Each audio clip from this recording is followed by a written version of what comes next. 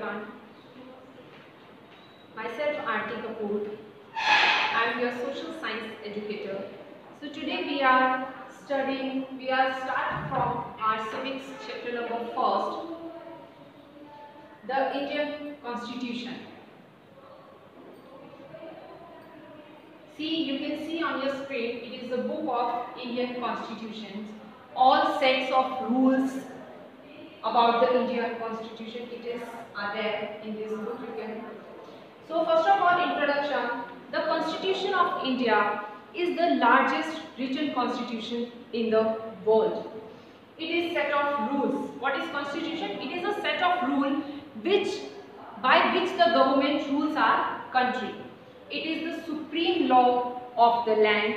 It came into effect on 26 January 1950. Our constitution is based on the principles of democracy, socialism and secularism. As we know, Dr. Bhimrao Ambedkar is known as the father of Indian Constitution.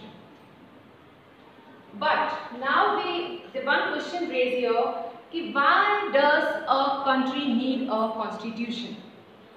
Constitution is a set of rules, right? But why we need a country? Why a country needs constitution? Without constitution, a country can't run, right?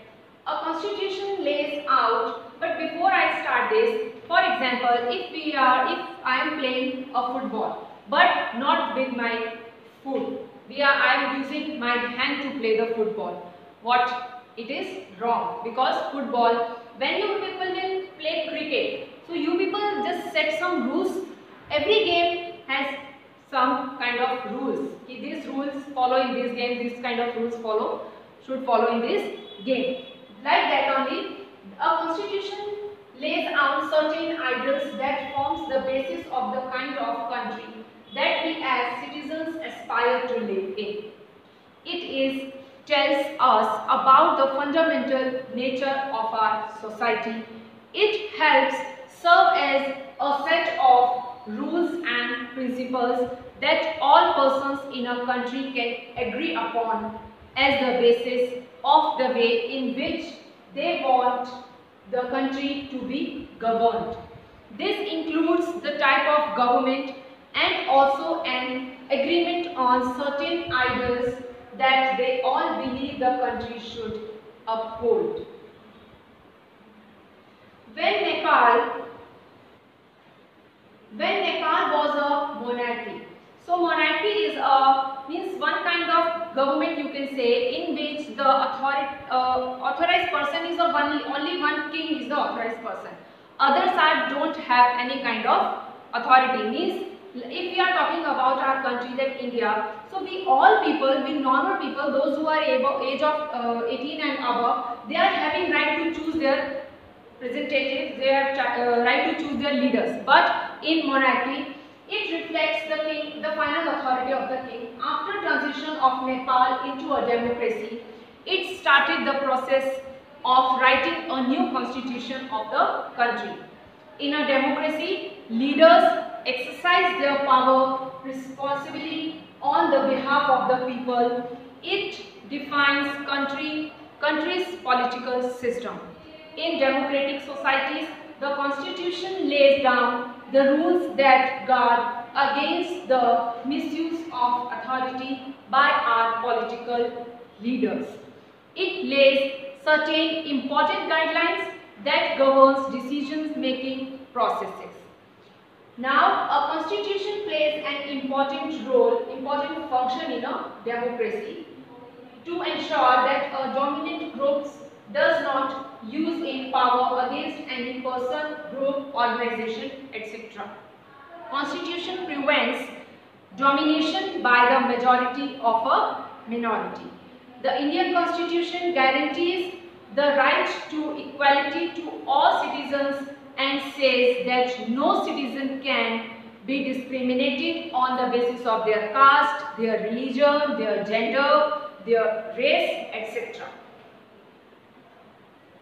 I hope you all understand why we need the constitution. Now let's learn about Constitution's key feature. The key features of the Indian Constitution. The Indian national movement had been active in the struggle for independence from British rule for several decades. Nationalists devoted a great deal of time to imagining and planning what a free India would be like. Everyone liked freedom, right? So when the constitution was being written, India was going through a turmoil because of partition of India and Pakistan. The final documents reflects a respect for maintaining diversity with preserving national unity, along with eradication of poverty through socio-economic reforms. Now let's see these are the key features of Indian Constitution. First of all, federalism. See the federalism. See, we can see here one image. I hope you all know what is this image. So federalism. It refers to the existence of more than one level of government in the country. These are at the state and at the central levels. Citizens are governed by laws and policies made by each of these levels of government. And parliamentary form of government, that is a parliamentary form, it is a parliament only. So the Constitution of India guarantees universal adult suffrage for all citizens. This means every citizen of the country, irrespective of his or her social background, have a direct role in electing their representatives. Representatives are thus accountable to the people in a parliamentary form of government. Now, third one, separation of powers. So, the separation of powers, there are three organs of the state. First one, legislature, see. Second one, executive. And third one is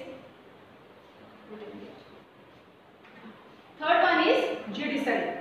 So, I am going to explain first of all legislature. It refers to our elected representatives, right? Those who make laws. Legislature are the persons, means our elected representatives, those who makes laws. And second one, executive, is a smaller group of people who are responsible for implementing laws and running the government.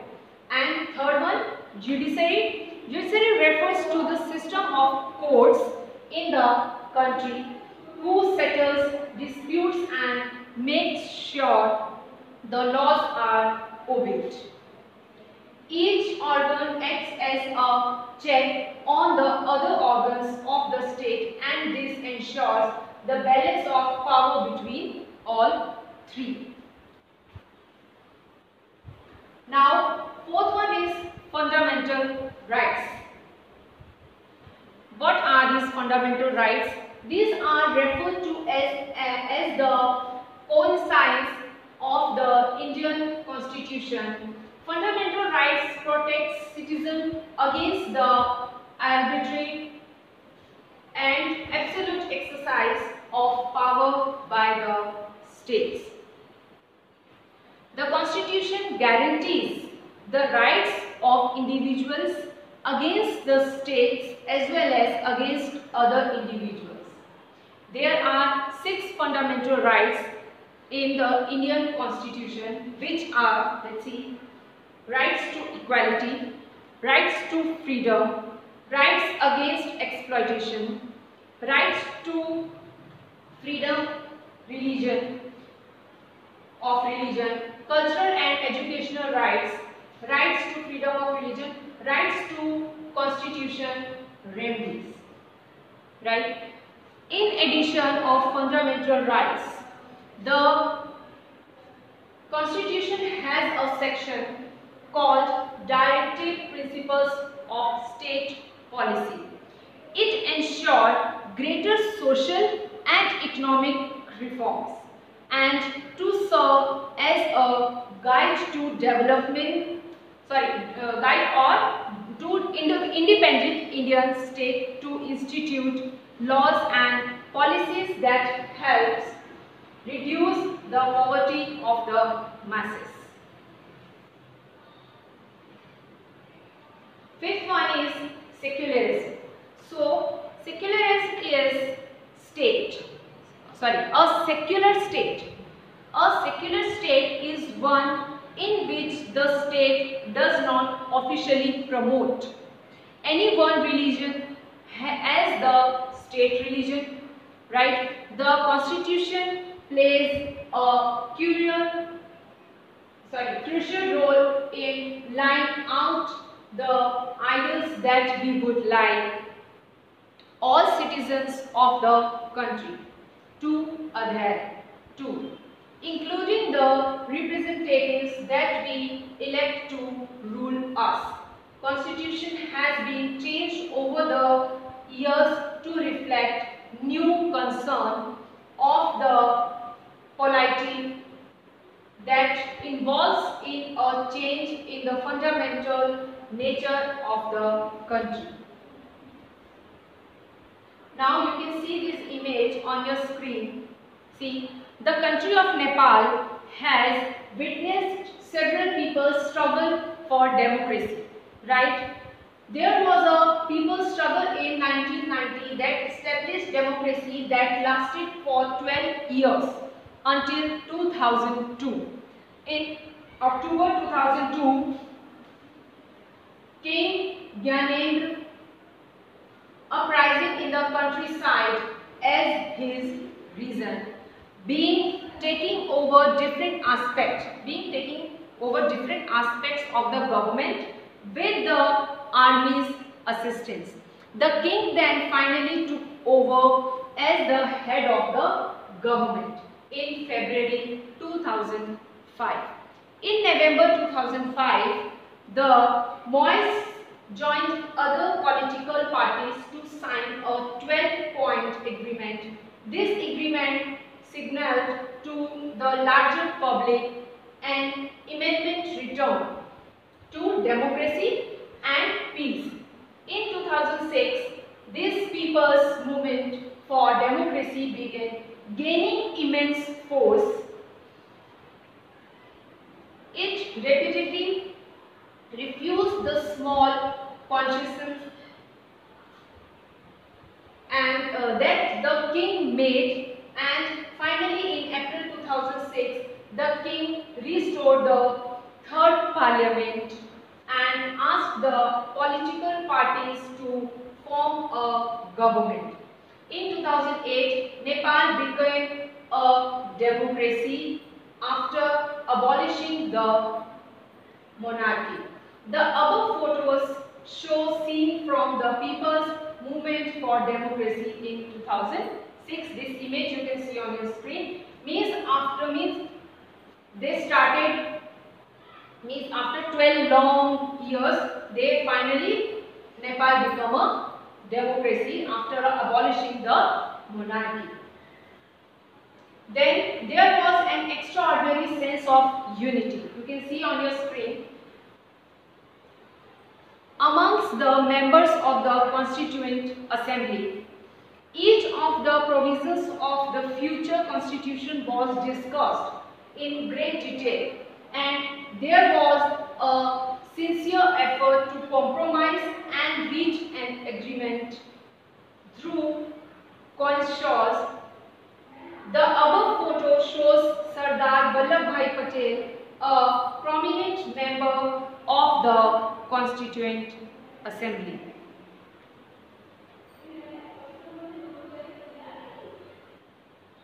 See this image you can see on your screen.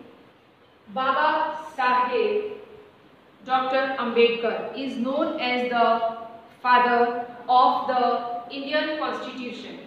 Dr. Ambedkar believed that his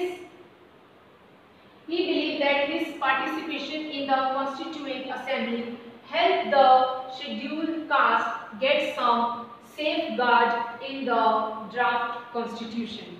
But he also started that although the laws might exist, scheduled caste still had reasons to fear because the administration of these laws were in the hands of a caste Hindu officers. He therefore urged scheduled caste to join the government as well as the civil services. Now you can see on your screen, see the member of the Constituent Assembly they feared that the executive might become too strong and ignore its responsibility to the legislature. The assembly therefore included a number of provisions in the constitution to limit and control the action taken by the executive branch of government as a whole. I hope you all understand this chapter, Indian Constitution. Right, we will meet again with the next chapter. Thank you so much.